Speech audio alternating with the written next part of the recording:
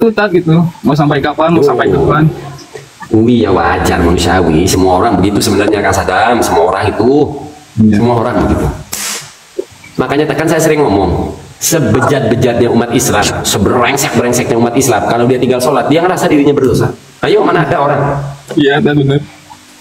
Oh, seberengsek-berengseknya umat Islam, kalau dia tidak sholat, ngerasa dalam hati saya berdosa. Ngerasa. Iya, benar. Simpel. Ketinggalan sholat isya juga saya suka apa namanya, ketinggalan berjamaah suka rasa gimana gitu kan. Sebenarnya saya punya sampai punya istri ya Mas Adam? Alhamdulillah punya anak udah 3. Alhamdulillah. Gak usah disebutin dosanya apa, karena itu sangat privasi. Ya, yang penting bagaimana caranya. Jangan gak usah. Ya. Walau saya punya prediksi sebenarnya. Gak usah disebutin. Iya. Mohon doanya, Ustaz, mohon doanya. Mudah-mudahan jadi lebih baik lagi ke depannya, gitu kan.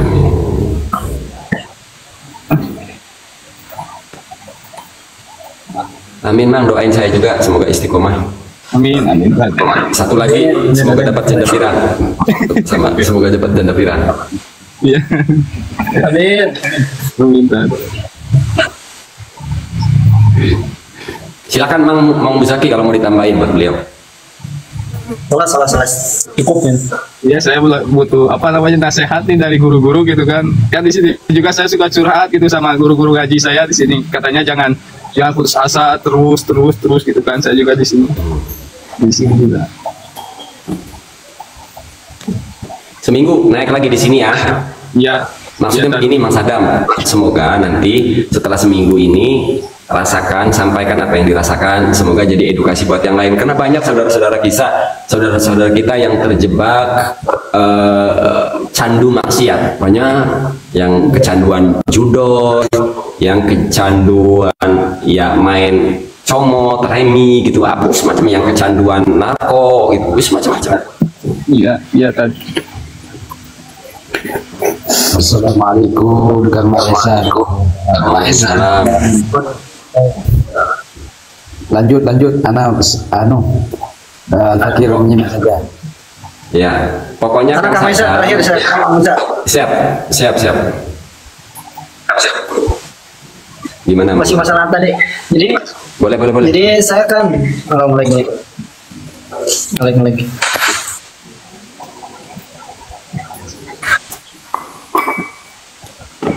Konsultasi ya, jadi mulai. Ini konsultasi, jadi kan saya dulu baca-baca kitab-kitab buku-buku sejarah gitu. Dan ketika saya baca-baca sejarah, memang sejarah itu menyudutkan bahkan menghardik, mencaci Muawiyah. Maka di situ saya langsung tidak terlalu membaca tentang sejarah-sejarah karena saya takut terindikasi Syiah waktu itu, Muhammad Syiah. Nah, kemudian di akhir-akhir ini saya baca-baca lagi, termasuk ya Tadhkirah Qurtubi, kemudian Tarikhul Khulafa, Tarikh Baghdad, Imam Suyuti dan lain.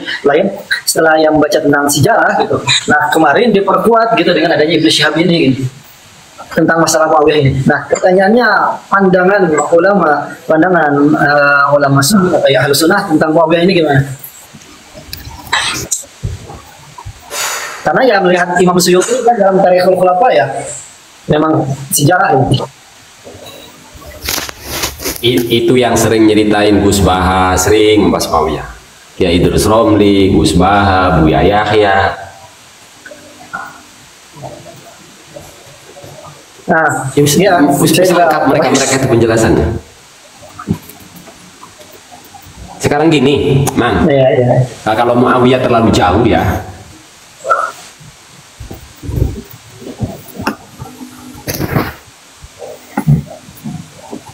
Kisah orang yang sekarang aja sampai kepada kita itu udah berkurang wa ima lebih.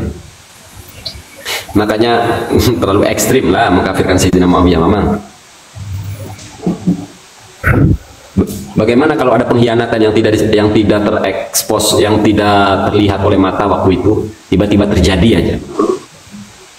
Iya, nah makanya kalau menurut beliau, jadi sebenarnya seperti para habaib, para dzurriyyah Said itu mereka kalau di halayaknya umum mereka menyebutkan Muawiyah radhiyallahu anhu. Tapi kalau dalam kajian atau pembelajaran mereka secara internal ya mereka tuh mengkafirkan gitu, itu kata beliau ya. Sehingga ya saya juga Kenapa bertanya itu ya karena memang ulama-ulama kan ketika di kajian-kajian ya bahkan menjauhi pembahasan tentang itu gitu. Kita mengajinya cuma zubat, membaca robaina sohab, baina sekutu. Karena biar bagaimanapun redaksi orang dongeng itu, orang cerita itu menyampaikan itu satu versi dari sisi ini, dia mengambil kesimpulan. Ya maksudnya kan kita santri-santri yang gak halu itu kita kan ketika mendengar ada riset-riset secara ilmiah kita tertarik gitu sehingga ya butuh pertimbangan gitu. Di Banten ini belum lama Ki Ahmad Khotib yang lalu kemudian sampai dituduh oleh Habib Idrus Ali Al-Masyur. Nah itu kan dia mengkutip satu versi yang menyudutkan Ki Ahmad Khotib, residen Banten, seorang ulama sekaligus residen Banten.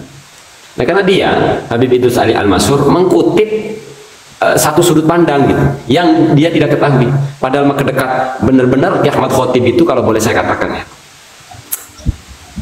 itu dimanfaatkan seorang politikus yang bernama Soekarno. Akhirnya dianggap dan dituduh penyebaran PKI. Yang menyebarkan PKI itu Ki Ahmad Khotib Syambas, Ki Ahmad Khotib. Ini kan beneran tuduhannya keji gitu loh. Ya karena yang mampu membuat cerita yang dongeng itu ya sebegitulah, ngeri-ngeri sedap kali. Ya, maksudnya saya juga ya karena memang membaca beberapa kitab sejarah ya, dan termasuk ya penulis kitabnya pun ulama-ulama ahli sunnah ya, sehingga ya timbullah pertanyaan-pertanyaan seperti itu. Udah Ya, tetap aja mereka ya kan yang mereka ceritakan tidak semuanya utuh. Makanya yang mutaakhir kan Ibnu Ruslan, ya wis yang mutaakhir itu. Oke. Terus tadi yang kata Kang Mahesa ada orang yang menyuarakan sebelum Kang Mahesa tuh, cuma di luar negara Indonesia. Namanya tidak bisa disebut. Gimana?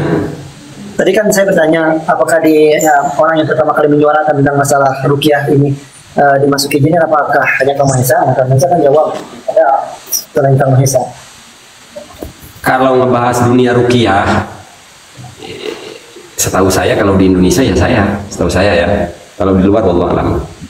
Kalau menolak praktek-praktek ruqyah sekarang ya kayaknya makanya saya dimusuhi banyak orang itu kan, karena dianggap terlalu ekstrim.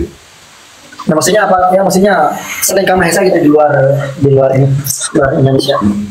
Belum Menemukan, saya belum menemukan.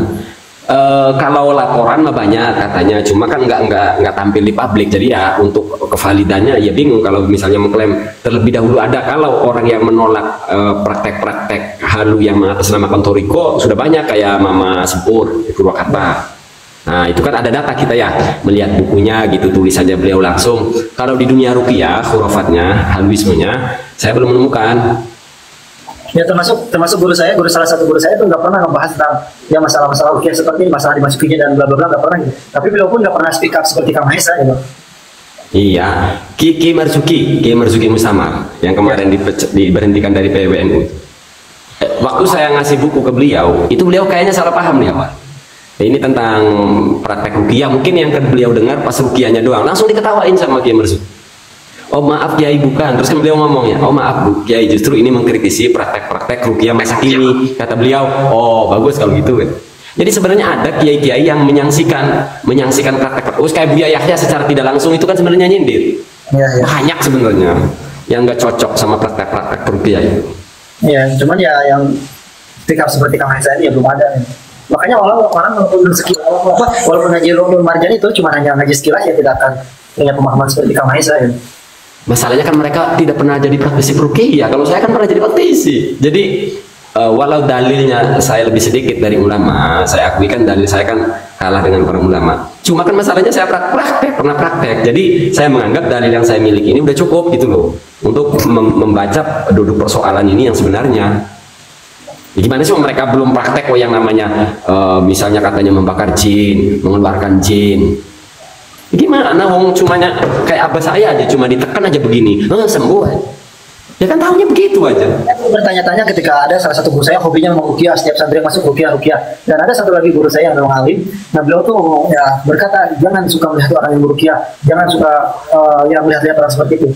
Waktu itu ya bertanya-tanya kenapa gitu. Ini aja lah.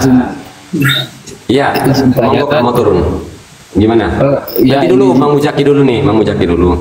Ini aja Mang Mujaki, kita kembalikan kepada awalnya bahwa ruqyah pernah dilarang. Larangannya itu bukan sampai sekarang bukannya dicabut, enggak. Ini makanya sering saya kontra dengan para peruqyah. Dulu ruqyah dilarang lalu diperbolehkan.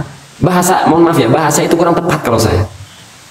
Kenapa kita harus meninjau elat larangannya? Kita harus juga meninjau elat diperbolehkan. Maka dua ini masih berjalan. Artinya kalau prakteknya ya memang nggak sesuai, ya tetap dilarang. Contohnya kayak masalah ruqyah di 4 mazhab itu kan sering saya bacakan ya, dari 4 mazhab itu kan ya tetap terikat dengan dua hal gitu. Dua ilat tersebut. Ada yang mengikat. Oh, berarti kesimpulannya, mohon maaf, kesimpulannya dari Kang Mahesa ini prakteknya yang dikritisi. Dari dulu juga yang saya kritik itu praktek dan kebohongannya. Siapa yang praktek ruqyah? Enggak, soalnya yang di framing oleh kelompok ya itulah. Oh, kelompok yang kalah argumen itu dia memframing. Masa punya standar keilmuan apapun. Apa namanya Ustaz Fajir ya? Pajit. Bahkan kan sering saya ngomong di Indonesia ini ada 2 golongan yang konsisten dengan pendapatnya tapi objektif. Ada 1 golongan yang remeng-remeng gak jelas. 2 golongan yang konsisten. 1 persis menolak keras praktek ruqyah dan azimat. Konsisten karena ikhtiyat, khawatir terjerumus kepada kesyirikan. Yang 1 yang konsisten adalah NU. NU menerima keduanya dengan catatan, dengan syarat dan ketentuan berlaku. Ya toh? Siapa bilang NU memutlakan boleh, memutlakan larang? Enggak kan? Boleh dengan syarat dan ketentuan berlaku. Tulisannya tidak mengandung unsur syirik. Niatnya jika berhasil disandarkan kepada Allah. Ini kan 2 syarat yang mengikat ini. Coba aja coba. Kalau 2 syarat ini 1 aja hilang, mau NU tetap mau lah NU. Nah tapi konsisten, ruqyah diterima, azimat diterima. Lalu sama-sama doa, 1 bil kitabah, 1 bil qaul, kan konsisten NU. Nah persis nggak mau pusing, nggak mau mikir, jangan dua-duanya gitu, daripada orang terjerumus. NU karena lebih tinggi. Gimana? Alasan Persis berarti istiad mereka menjauh itu. Ya iyalah, karena kan sempat dilarang biar bagaimanapun. Ar-ruqawat tama imwati wala syirkun. Jadi mengambil ini sebagai pakem daripada mereka terjerumus kepada kesyirikan. Nah NU ilmunya lebih tinggi, ulama-ulama NU. Yang nggak bisa harus kita terima ini. Iya. Dari banyak dalil itu kan dirumuskan oleh para ulama, gitu loh. NU sehingga membolehkan ruqyah, membolehkan azimat dengan syarat dan ketentuan berlaku. Yang lucu itu orang Blok M semi Wahabi sama orang Wahabi. Ruqyah katanya syariah, azimat syirik. Kembrut. Ya apa bedanya ruqyah sama azimat? Sama-sama nggak bisa menyembuhkan kok. Mohon Jadi maaf, makanya gimana? boleh saya tanya ini? Boleh. Begini Kang Mahesa. Apa namanya ya? Gimana ini ya? Saya ini lokat Madura, ada lancar. Di dalam kitab I'anah itu kalau nggak salah saya itu pernah ngaji kitab itu. Kebakaran, tahu jin kebakaran, yukroku. Apa yang mau ditanyain? Nah itu gimana tanggapan jenengan? Berarti kalau mengikuti pola pikir Kang Mahesa, tidak ada orang yang masuk itu, tidak ada. Masuk tetap ada. Saya bingung mengadam kalau nanya tapi memvonis dan menuduh, males. Nanti saya gas sampean pelangap-pelongo. Saya akan nanya. Jadi kalau nanya ya nanya aja gitu loh. Nggak apa-apa, mau 2 jam juga dari tadi kita sikapi. Tapi nggak usah ngambil kesimpulan dulu ya. Karena kan tadi berarti saya salah paham. Dikira Mahesa anti ruqyah. Gitu loh. Tutup poin aja. Nggak ada yang ngomong kesurupan tuh, nggak ada. Saya nggak pernah ngomong. Maka selesaikan dulu istilah itu, selesaikan dulu, definisikan dulu. Siapa yang ngomong kesurupan nggak ada? Siapa? Kesurupan ada. Mereka bilang jin, saya katakan bukan jin. Itu doang. Oh ya kesurupannya ada. Lanjut Mas Adam tanya, atau saya ajari caranya bertanya ke Kang Mahesa. Enggak. Lanjut.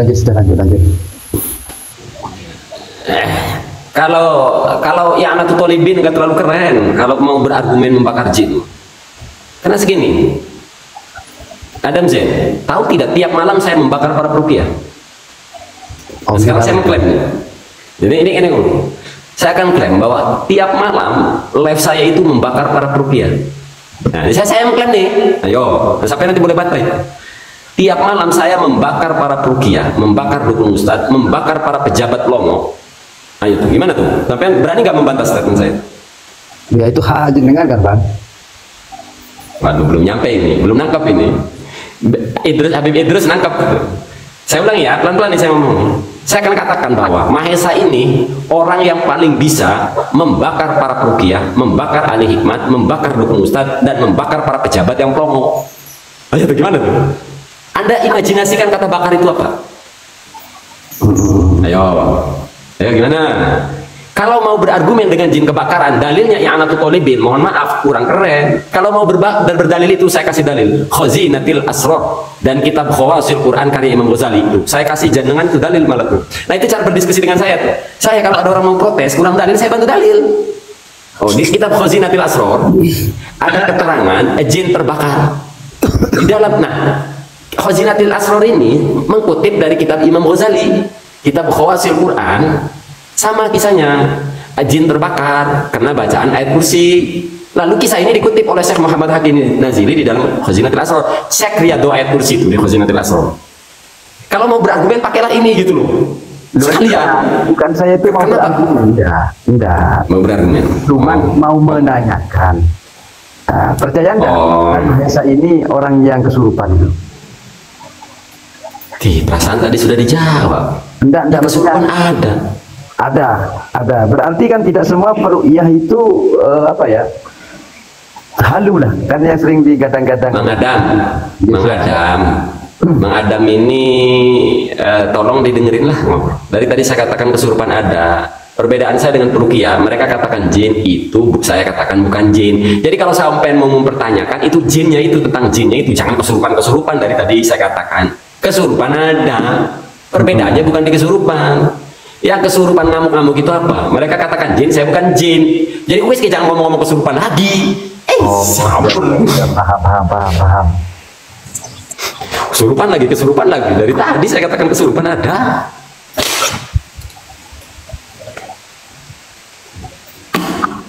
Nah, kalau mau berargumen dengan membakar, kalau yang i'anatul thalibin tadi saya buat komparasi. Kata bakar itu kan bisa berarti majaz. Itu loh. Kayak tadi statement saya bakar para peruqyah, saya akan bakar masyarakat Banten, membakar semangatnya agar masyarakat Banten bersuara dan menolak pikwa. Apa yang saya bakar? Semangatnya, gitu loh. Nah, tergantung apa korelasi apa siyakul kalamnya di mana nih kata bakar. Nah artinya kalau mau berargumen dengan i'anatul thalibin masih berpotensi kata bakar itu bukan secara hakiki gitu loh. Kalau mau berargumen bahwa jin terbakar secara hakiki, terbakar benar, maka pakailah argumen dari Khawasil Quran dan Khazinatul Asrar gitu loh. Itu lebih jelas jinnya terbakar. Jinnya terbakar. Mestinya pakai argumen itu gitu. Bang Muzaki silakan. Lanjut lah. Nah, bahkan Khawasil Quran aja bisa saya jelasin. Kalau peruqyah berargumen dengan Khawasil Quran masih bisa saya jawab. Terus apakah saya menyalahkan Khawasil Quran? Enggak, justru argumen saya itu. Ini kan persoalan menganalisa dalil doang. Siapa yang tahu nggak kitab Khawasil Quran isinya atau Khazinatul Asrar ini, Madam? Biar saya jelasin. Pernah baca. Nah, di bab ayat kursi, di bab riyadu ayat kursi itu ada kisah seorang pedagang membaca ayat kursi, melihat jinnya terlihat lalu dibacakan ayat kursi. Nah, ketika membaca ayat kursi itu jin ikut mengikuti. Allahu la ilaha illa huwal hayyul qayyum. Si jin yang ikuti. Nah, perhatikan sih. Sampailah pada ayat wala ya'uduhu hifdzuhuma wa huwal aliyyul azim. Si jin enggak ngikutin. Nah, karena melihat si jin enggak ngikutin, diulanglah sampai 7 kali. Kok diam? Wala ya'uduhu hifdzuhuma wa huwal aliyyul azim. Wala ya'uduhu hifdzuhuma wa huwal aliyyul azim. Makanya ketika saya meruqyah, saya pakai ayat kursi selalu wala ya'uduhu diulang 7 kali. Apa yang terjadi? Pagi-pagi melihat tumpukan abu. Oh ya. Nah, karena waktu itu nyewa rumah bahkan gratis karena di sini terkenal ada jin ifritnya, sehingga seorang saudagar kemalaman nyari penginapan gak ada, akhirnya ada rumah kosong sowong. Kata pemiliknya, udah kalau kamu mau pakai. Tapi dijelasin di situ ada jin ifrit, banyak orang yang mati di situ. Nah, si saudagar ini karena imannya agak kencang, ya udah nggak apa-apa saya ambil, sampai gratis. Sorenya dibersihin, malam-malam lihat penampakan, lalu dibacakan ayat kursi tadi. Nah, pagi-pagi ada abu.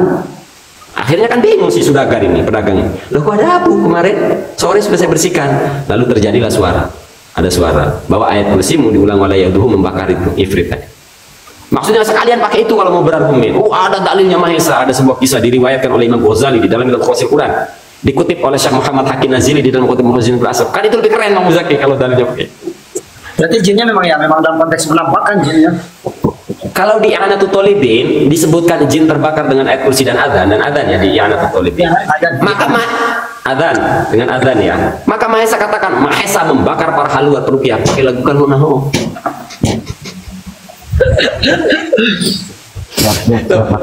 Jadi kalau I'anatul Thalibin menyampaikan bahwa jin terbakar dengan adzan, maka saya katakan Maha Esa membakar para ruqyah pakai lagu Kalhunahu. Jadi, nah, coba sekarang saya ceritain ya Khawasil Quran Mang Adam dan Khazinatul Asrar. Nah, sekarang pakai kisah itu untuk membantah saya ya. Oh, silakan saya kasih dalil sampean. Saya kasih referensi. Tidak, saya ini nanya, Bang, bukan mau berdialog enggak. Maksudnya saya buat ilustrasi. Kira-kira dalam pemahaman panjenengan, kira-kira mau memakai kisah itu untuk membantah saya dari sisi mana? Silakan. Coba lakukan analisa sebentar. Sambil sampean mikir.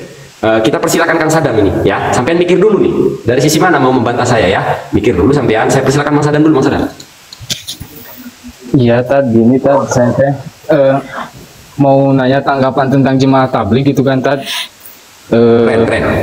soalnya kan nasihatnya itu bikin apa namanya ke hati itu bener-bener gitu Sama saya Mas Adam.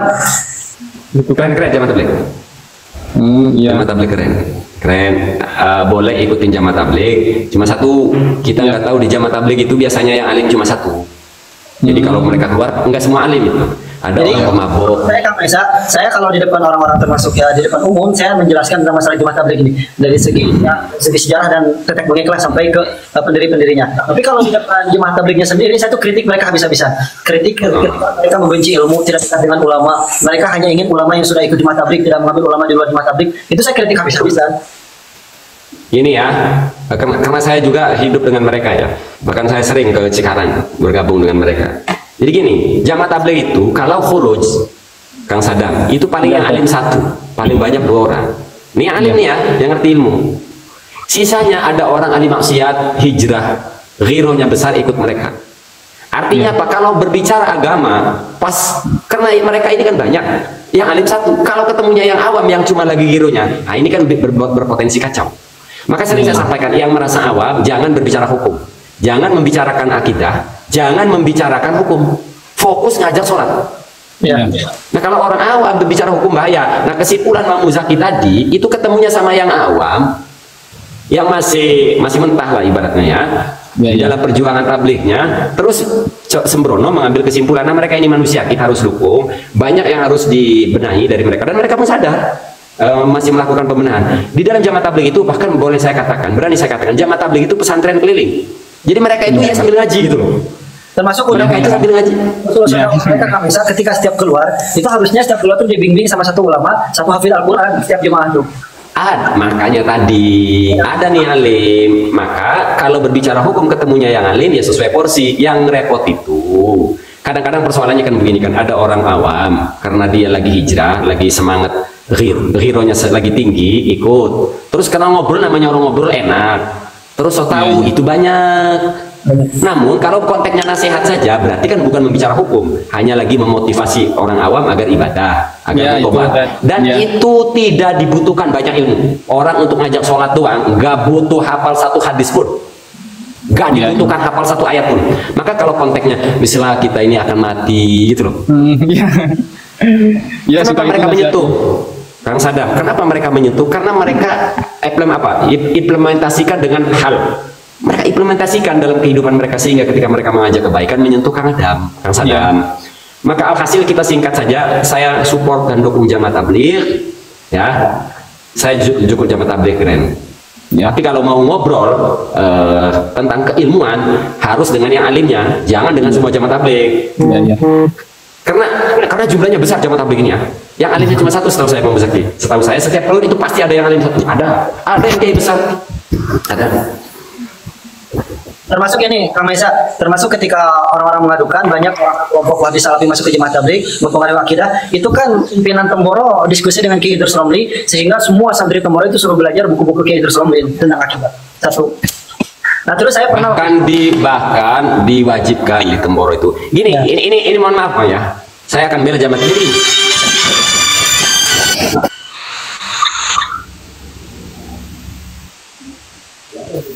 Cuman tanggapan di kampung saya itu ke jamaah tabligh agak beda gitu kan Kang. Jadi oh itu mah huruj, itu mah huruj suka kayak gitu tadi itu teh. Jadi saya teh dilema gitu kan. banyak kekurangannya. Iya gitu kan kata saya teh. Tapi nasihat-nasihatnya mah masya Allah bener gitu. Nasihat-nasihatnya mah. Iya, kelompok terbesar sekarang itu tuh ya jemaah tabligh. Karena mereka satu dunia pergerakannya. Yang banyak yang bertobat ya orang-orang yang bertobat itu di jemaah tabligh. Iya. Orang-orang menangis itu ya di situ semua pokoknya. Orang-orang yang kembali ke jalan Allah di situ. Cuma ya itu terkadang mereka banyak oknum itu seperti itu. Mereka melanggar daripada asas-asas dan usul-usul yang dibuat. Seperti contoh dari pusat Maulana Zakaria dan Maulana Sa'ad Al-Kandahalawi rahmatullahi alaih, itu mereka mensyaratkan, mereka membuat usul-usul undang-undang setiap yang keluar itu harus memberikan nafkah untuk keluarganya mereka dulu. Nah banyak yang Gini Mang Muzaki, wis, Mang Muzaki belum pernah masuk ke mereka, jangan terlalu banyak khawatir. Ini salah paham ya. Jadi enggak gitu enggak. Saya jelasin dulu. Jamaah tabligh itu sifatnya indeks. Ingat ya, jamaah tabligh ini kumpulan orang yang termotivasi ingin mengajak saudaranya berbuat baik. Pahami dulu sampai di situ. Tadi saya ulangi lagi. Ada orang yang berfaham Wahabi itu bukan Wahabi nih. Gini, maksudnya begini. Ada orang yang enggak suka tahlilan tapi ngelihat dakwah seneng. Ingat, Wahabi justru benci jamaah tabligh. ya Ustadz Wahabi justru tidak suka jamaah tabligh. Awas ya. Nah, ada orang yang kadang-kadang rada mirip Wahabi, tapi lihat dakwah jamaah tabligh suka, akhirnya ikut. Jadi ingat, bukan jamaah tabligh berpaham Wahabi. Saya tegaskan, ada orang yang kadang terkontaminasi faham Syiah. Ikut aja, entah memang dia nggak ngerti firqoh. Kadang orang itu memang Syiah dan ingin merusak. Tapi kalau Wahabi tulen itu nggak mau bakal jadi jamaah tabligh. Ya. Wahabi itu tidak senang sama jamaah tabligh. Maka begini, tolong ini nih, nggak usah panjang lebar ya. Mohon maaf Mang Muzaki, saya nggak mau ada framing yang buruk tentang jamaah tabligh. Kalau cuma Mang Muzaki informasinya dari orang atau ketemu sekali dua kali, saya berbulan-bulan berkawan dengan jamaah tabligh, bahkan ikut dengan mereka. Cuma saya ikutnya bukan keliling. Jadi kalau ada jamaah tabligh di tempat anu, saya datang, saya ikut sampai 3 hari. Bahkan saya sering ngebuka kajian di tengah-tengah mereka. Jadi mereka itu luar biasa tawadhunya. Udah Ustaz Maesa, tolong bimbing kami, diajarin. Maka tadi saya katakan, yang awam tolong jangan berbicara hukum, jangan berbicara akidah. Karena memang dilarang mereka bicara akidah. ya Mereka tidak mau menyinggung khilafiyah ya. Itu loh. Jadi jamaah tabligh banyak yang awam. Kalaupun tidak pas dengan ukuran santri, itu manusiawi karena mereka juga santri. Posisikan jamaah tabligh itu santri yang mengajak orang lain berbuat baik. Jamaah tabligh itu bisa dikatakan pondok pesantren keliling. Pondok pesantren keliling. Jadi kalau 10 orang khuruj, itu yang alim cuma 1. Nah, mereka statusnya santri nih walaupun udah tua. Jadi kalau ada kekeliruan sedikit ya dimaklum. Itu tidak bisa kita sandarkan bahwa itu jamaah tabligh itu begitu gitu loh. Dulu saya sempat musir jamaah tabligh malah karena nyinggung masalah 20 akidah. Kenapa? Nah, itu yang awam gitu loh. Itu yang masyarakat awamnya. Jadi untuk ini balik itu ini yang ditanyain Kang Sadam juga Mang Muzaki, ini konteksnya nasihat ya. Kalau dalam konteks nasihat saya kira nggak ada orang nasihat buruk lah, paling ngajak sholat. Ada tenda-tenda. Iya kadang itu juga suka ditanyain tentang hukum, tentang akidah. Saya nggak jawab, saya awam, saya nggak tahu gitu kan, juga gitu saya mah. Gitu. Iya kalau kita memang bukan pakarnya, memang tidak ada kalian di situ ya jangan. Iya, saya mah ngikutnya sama guru-guru ngaji yang ada di kampung-kampung gitu kan, yang saya ikutin mah itu gitu kan. Saya suka ngomong gitu. Mana Kang Aisyah kemana?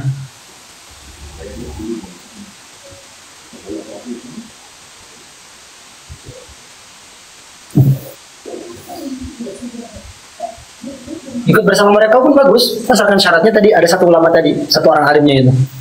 Karena kalau Iya. keluar tidak ada pembimbing ya itulah awam ketemu awam jadi awam semua. Iya tadinya juga saya pengen ikut gitu kan, cuman di sisi lain, kalau ikut anak istri gitu kan, gimana gitu kan, perlu dinafkahin gitu kan. Kalau misalkan Oh ikut. jangan. Saya kalau konteksnya belum mampu jangan. Udah simpel ya. Iya. Nggak usah. Ya, sama aja. Kan